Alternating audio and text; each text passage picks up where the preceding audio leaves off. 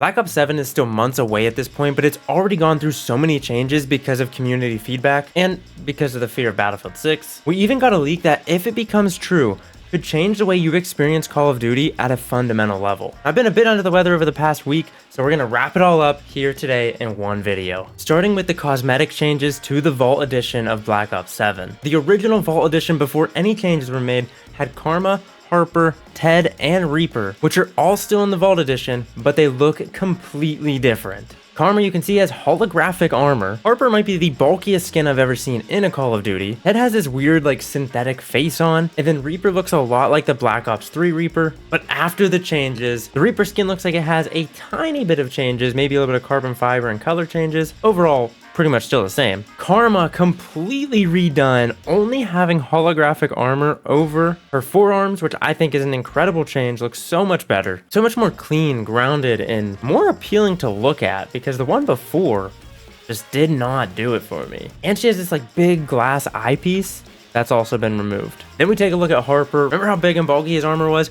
It has been so much more condensed, and this really does look like an advanced warfare exosuit. There are no exosuits in the game. They have confirmed that, so don't worry about all that. You can see the face mask and the eyepiece have changed a little bit there as well, not too crazy, but I think overall these skins look so much better, so much cleaner, and visibly more appealing, including the Ted skin. Ted skin still has that zombified look, dark ether like portal in his chest, but this looks like the bus driver from the original Transit back in Black Ops 2 rather than this synthetic face one that they have. I do believe there's two versions of Ted now, though.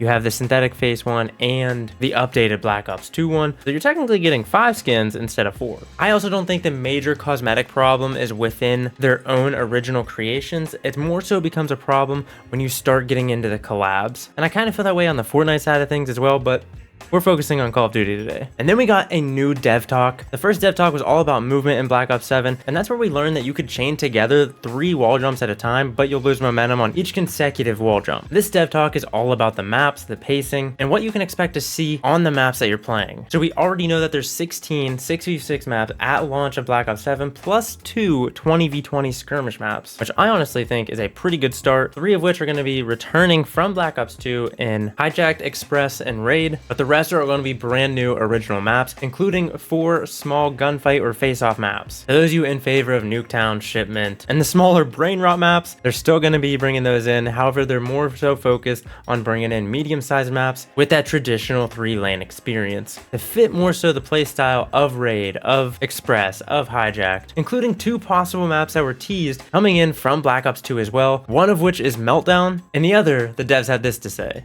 One of my favorites will have you thinking you're the best in the game.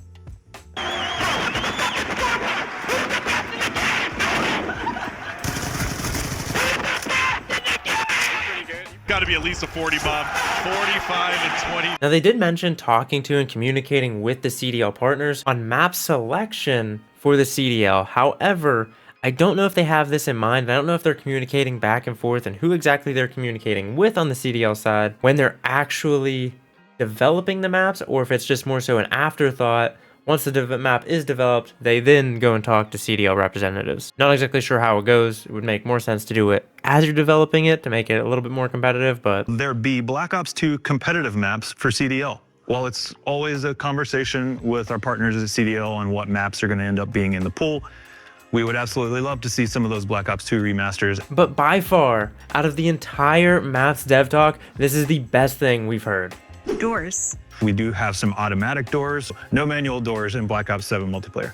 Doors, I think, in Warzone make complete sense, but in multiplayer for Call of Duty, they just don't really have a place. It off-puts the flow of some of the maps, so I think overall it's best just to not have them. If you are, which it does seem like there's going to be some electrical doors or automatic doors that open, but no manual doors. And then we also get a teaser at the very end of the dev talk talking about a new weapon coming post-launch, probably season 1, maybe season 2, and he said, one of my favorite weapons is going to be coming up very shortly. I think it is one that our fans will go ballistic for. We can all assume that that is indeed the Ballista Sniper from Black Ops 2, but the massive leak that could change the entire Call of Duty experience back to the way it was pre-Modern Warfare 2019. The Ghost of Hope tweeted out, This with a very big grain of salt leak. Treyarch developers are currently pushing to remove disbanding lobbies from Black Ops 7. Now I'm sure this isn't the first time they pushed or probably removed disbanding lobbies on a developer level, but with the success of Battlefield 6, at least in the beta and all the hype around it and the massive negative impact that it had on Call of Duty, we might actually see the removal of disbanding lobbies in Black Ops 7. Now to say if that's going to be continued on into the next year, if it does get removed,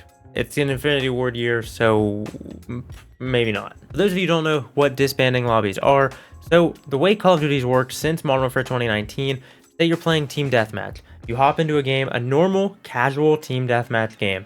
It's not ranked, it's just a normal pub. You hop into the game, you play that game. Once you finish that game, it kicks everybody out of the lobby and re-queues. And this is where that retention-based matchmaking pops in, aka the upscaled skill-based matchmaking. And this is also why it takes a lot longer for some people to find games. Disbanding lobbies also, in my opinion, hurt the community. Call of Duty, for as long as I can remember, I've been playing since Call of Duty 2, multiplayer since Call of Duty 4, and the big thing that really drew everybody in was the sense of community. Being able to make friends, make rivals, make enemies, and play them game after game after game. The lobby and the server just constantly evolving, trying to one-up each other. The teams getting mixed and matched every game. Whereas now you have disbanding lobbies, you kind of lose that sense of community. Nobody really talks anymore. Well, there's also the chat ban, which really doesn't help the community sense either, if you can just get chat banned. But with disbanding lobbies, you don't have a ton of time to make those friends, to make those enemies. I know there's people who met in COD 4 and they are still friends today. You don't really meet people like that nowadays with these disbanding lobbies, or at least it's so much harder to do so. Also with disbanding lobbies, it feels like you're more so playing an algorithm or a robot rather than actual people. And what I mean by that is when the lobby sticks together after every single game, you feel like you're playing those people. When the lobbies disband after every single game, you feel like if I do good, I'm basically fighting the algorithm to get me into another lobby where I can still do good and not have to try like it's a CDL match. So not only are you getting punished for playing well, but then your stats are going up against an algorithm or a robot every single game. And that's why it feels like you're playing against an algorithm rather than playing against real people. Especially now since nobody talks in these lobbies, and it's just another name, because in the next lobby, you're most likely not going to see them ever again. Now, it is still a very big grain of salt, but I'm so glad to hear that the developers at Treyarch are pushing for this. But it's still the question of whether Activision will allow this to happen. It just seems kind of funny that they're slowly, over time, reverting all the changes that have been made since Modern Warfare 2019 in the past 5-6 years back to what we had pre Modern Warfare 2019. It just seems like every year we inch closer and closer and closer to what we had pre-2019 when everybody was absolutely loving Call of Duty. Yeah, we still have a bunch of setbacks, but I do think these are all steps in the right direction, and the removal of disbanding lobbies would be the biggest win we've had so far. You guys let me know your thoughts down below in the comments. Did I miss anything that's happened in the Call of Duty scene over the past week? Hope you guys did enjoy. If you did, be sure to leave a like, subscribe, and bell for notifications. I'll catch you right back here in the next one. Peace out.